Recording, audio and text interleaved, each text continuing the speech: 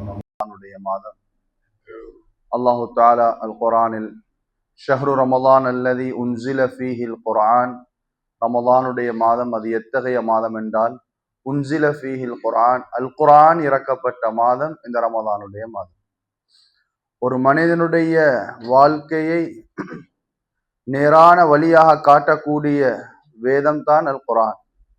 ஒரு மனிதனை இருளிலிருந்து வெளிச்சத்தின் பக்கம் அழைக்கக்கூடியது தான் அல் குர்ஆன். வனுனஸ்ஸிலு மினல் குர்ஆன் மா ஹுவ ஷிஃபாஉன் வ ரஹ்மத்துன் லில் முஃமினீன். அல்லாஹு தஆலா இந்த குர்ஆனில் நோய்க்கான நிவாரணம், ரஹ்மத், பரக்கத் எல்லாத்தையும் அல்லாஹு தஆலா வைத்திருக்கின்றார்.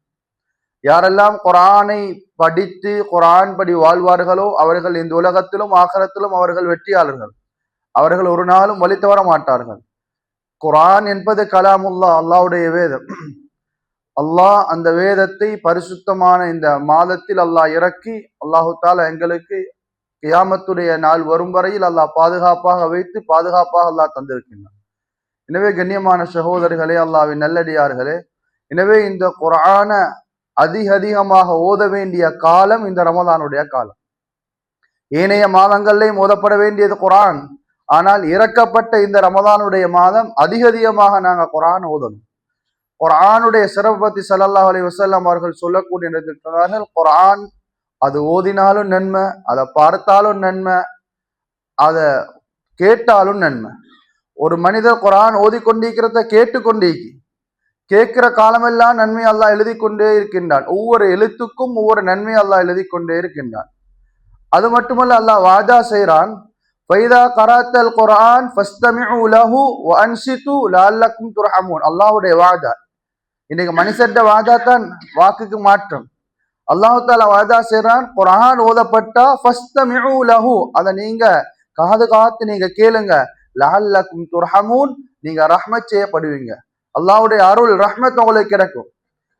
நாளைய கியாமத்துடைய நாள் அல்லாஹ் தஆலா அடியானை பார்த்து சொல்வான், அடியானே நீ ஏண்டா ரஹ்மத்தின் மூலமாக சுவர்க்கம் நுழைவீராக.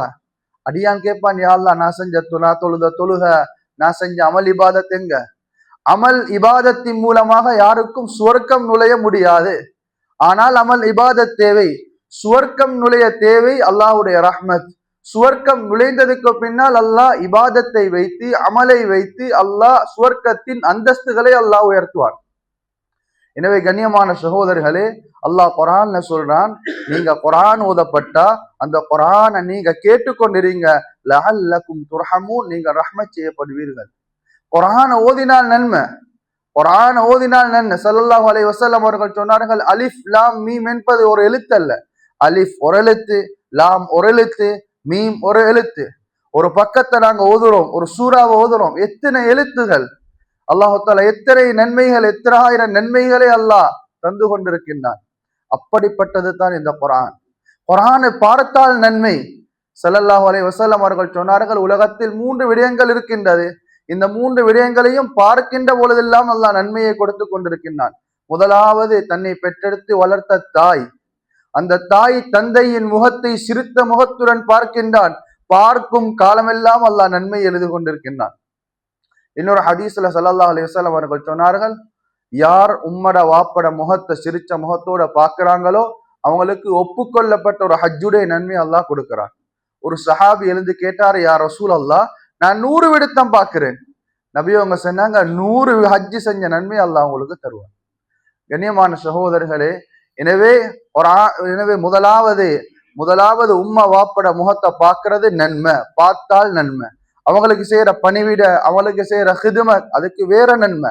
பார்க்கிற பார்வைக்கு அல்லாஹ் நன்மையை வச்சிருக்கிறான். 2வது, அல்லாஹ்வுடைய ஆலயம் காபத்துல்லா, அதை சுத்துறது, அதை தவாப் செய்யறது, அதுக்கு வேற நன்மை.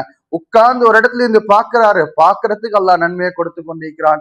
3வது, ஸல்லல்லாஹு அலைஹி வஸல்லம் அவர்கள் சொன்னார்கள், அல்லாஹ்வுடைய வேதமாகிய இந்த குர்ஆனை பார்க்கறதுக்கு நன்மை. ஓதினால் வேற நன்மை, கேட்டால் வேற நன்மை, பார்க்கிற பார்வைக்கும் அல்லாஹ் நன்மையை கொடுத்து கொண்டு இருக்கின்றான் என்றார்கள் ஸல்லல்லாஹு அலைஹி வஸல்லம் அவர்கள். அப்படிப்பட்டது தான் இந்த குர்ஆன். இந்த குர்ஆன் இறக்கப்பட்ட மாதத்துல நாங்க இருந்து கொண்டிருக்கின்றோம். இந்த குர்ஆனை முதலாவது தொடர்ந்து நாங்க ஓத ஆரம்பிச்சால் அலிஃப் லாம் மீம், அலிஃப் லாம் மீமுக்கு இது வர காட்டி யாரும் கருத்து கொடுக்கிறது இல்லை. எந்த தஃசீரை எடுத்தாலும் அல்லாஹு அலம் பிமுராதி, அவனுடைய நாட்டத்தை அறிஞ்சவன், கருத்து அறிஞ்சவன் அல்லாஹ் மட்டும்தான். குர்ஆன் முதலாவது படிச்சுத்தார பாடம் ஒவ்வொரு மனிதனுக்கும். யாரும் உலகத்துல அறிவாளி இல்ல. யாராவது அறிவாளியாக இருந்தா குர்ஆனுடைய முதலாவது அலிஃப் லாம் மீதுக்கு கருத்து கொண்டு வரணும். இது வரக்காட்டியும் யாரும் கருத்து கொண்டு வரல. அல்லாஹ் அப்படித்தான் குர்ஆன் அல்லாஹ் வச்சிருக்கிறான். குர்ஆனை திறந்த உடனே, குர்ஆனை பார்த்த உடனே, குர்ஆன் முதலாவது எங்களுக்கு படிச்சு தர உலகத்துல யாரும் அறிவாளி இல்ல.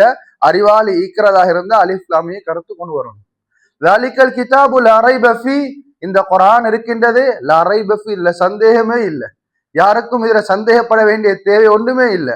சந்தேகம் இல்லாத இந்த குர்ஆன் ஹுதல் லில் முத்தகீன், இது யாருக்கு நேர்வழி காட்டும் என்றால் இறையச்சம் உடையவங்களுக்கு மட்டும்தான் நேர்வழி காட்டும். எல்லாருக்கும் நேர்வழி காட்டாது. எல்லாரும் ஓதுவாங்க, எல்லாரும் படிப்பாங்க. ஆனா நேரான பாதையை காட்டுறதுக்கு யாருடைய வாழ்க்கையில இறையச்சம் இருக்குமோ, யாரு உண்மையான முறையில அல்லாஹ்வை பயந்து வாழ்வாங்களோ அவங்களுக்கு மட்டும் இந்த குர்ஆன் நேர்வழி காட்டும். எனவே தான் தக்வாவை நாங்க ஏற்படுத்தணும். ரமலானுடைய மாதம் இறக்கப்பட்ட இந்த குர்ஆன் இது தக்வா உடையவங்களுக்கு மட்டும்தான் நேர்வழி காட்டும். தக்வாவை ஏற்படுத்துறதுக்கு அல்லாஹ் தந்த வேலை தான் இந்த ரமலானுடைய மாதம் நோன்பு. குர்ஆன் இறக்கப்பட்டது ரமலானுடைய மாதம். குர்ஆன் எங்களுக்கு நேர்வழி காட்டணும் என்றா இறையச்சம் தேவை. ஏற்படுத்துவதற்காக வேண்டி தரப்பட்டது தான் இந்த ரமலானுடைய மாதம் நோன்பு. யா யுஹல்லதீன ஆமனு, ஈமான் கொண்ட விசுவாசிகளே, குத்திப அலைக்குமுஸ் ஸியாம் கமா குத்திப அலல்லதீன மின் கப்லிக்கும், உங்களுக்கு முன்னால் வாழ்ந்த சமூகத்தார் மீது எவ்வாறு நோன்பு கடமையாக்கப்பட்டதோ அதே போன்று உங்கள் மீது நோன்பு கடமையாக்கப்பட்டிருக்கின்றது. எதற்காக வேண்டி? லஅல்லக்கும் தத்தகூன், நீங்கள் இறை விசுவாசிகளாக, அல்லாஹ்வை பயப்படக்கூடியவர்களாக நீங்கள் மாறுவதற்காக வேண்டித்தான் இந்த ரமலானுடைய மாதம் அல்லாஹ் நோன்பை கடமையாக்கி வைத்திருக்கின்றான்.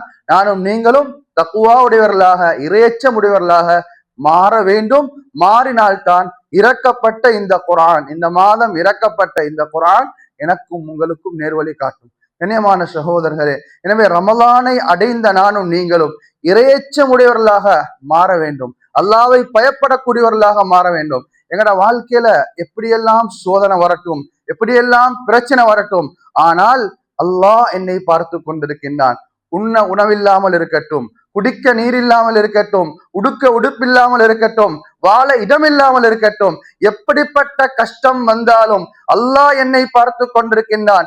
நான் வட்டியின் பக்கம் செல்ல மாட்டேன், நான் விபச்சாரத்தின் பக்கம் செல்ல மாட்டேன், நான் ஹராமான லாபத்தின் பக்கம் செல்ல மாட்டேன், அல்லாஹ் என்னை பார்த்து கொண்டிருக்கின்றான் என்ற உண்மை விசுவாசம், உண்மை இறையச்சம் எமது வாழ்க்கையிலே வர வேண்டும். இந்த தக்வாவை ஏற்படுத்துகின்ற மாதம் தான் இந்த ரமலானுடைய மாதம்.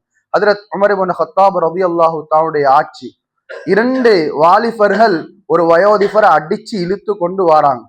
ஹஜ்ரத் உமர் அவர்கள் கேட்டார்கள், எதற்காகவே இந்த வயசு போன மனுஷனை அடிச்சு வாரீங்க? சொன்னாங்க, எட வாப்பாவை கொலை செஞ்சிட்டாரு.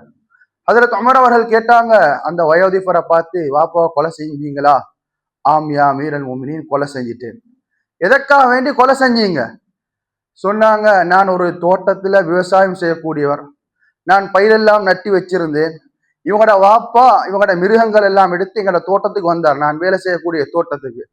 பல விடுத்தம் சென்னேன், போகும்படி போகல. ஒரு கல் எடுத்து வீசி அடிச்சேன், அந்த கல்லு போய் அவரோட தலையில பட்டு அவர் மரணிச்சிட்டாரு. எனவே கொலையை ஒத்துக்கொண்டு விட்டார். ஹஜ்ரத் உமருடைய ஆட்சி பயங்கரமான ஆட்சி, நீதமான ஆட்சி. குர்ஆன் செல்லுது, ஒரு மனிதன் கொலை செஞ்சா கொலைக்கு கொலை கொடுக்கணும். நீதிமன்றத்தில் மரண தண்டனை முடிவு செய்யப்படுகின்றது. அந்த வயோதிபர் எழும்புகின்றார். எழுந்து கேட்கின்றார், யா அமீர் அல் முஃமினீன், நீங்கள் தரக்கூடிய தண்டனை நான் ஏற்றுக்கொள்கின்றேன், ஆனால் 3 நாள் அவகாசம் தர வேண்டும். 3 நாள் எனக்கு அவகாசம் தர வேண்டும், குடும்பத்துக்கான தேவைகளை பூர்த்தி செய்து வருவதற்காக. அமீர் அல் முஃமினீன் அவர்கள் சொன்னார்கள், நீங்க யாரென்றே தெரியா, நீங்க எங்க இடமென்றே தெரியா, எங்களுக்கு அவகாசம் தரத்துக்கு இயலா. அப்படி உங்களுக்கு அவகாசம் வேணுமா இருந்தா இந்த சபையில் இருக்கக்கூடிய யாராவது ஒரு சஹாபி உங்களுக்கு பிணை நிற்க வேண்டும், பிணை நின்றால் உங்களுக்கு அவகாசம் தரப்படும். யாரை நிற்பது, யாரென்றே தெரியா. ஹஜ்ரத் அபூதர் அல் கிஃபாரி ரலியல்லாஹு தஆலா அவர்கள் எழுந்து, யா அமீர் அல் முஃமினீன், நான் பிணை நிற்கின்றேன். ஹஜ்ரத் உமர் அவர்கள் கேட்டார்கள், அபூதர்ரே, யோசிச்சு முடிவு செய்யுங்க. அவர் வரவில்லை என்றால் அவரின் மரண தண்டனையை அனுபவிக்க வேண்டியது நீங்கள் தான்.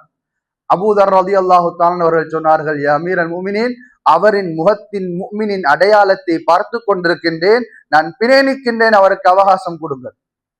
அவகாசம் கொடுக்கப்படுகின்றது. 1வது நாள் கழிகின்றது, ஆளக்கானல்ல. இரண்டாவது நாள் ஆளை காணல. மூணாவது நாள் கழிகின்றது. அசருடைய நேரம், இன்னும் சொற்பு நேரம் தான் இருக்கின்றது.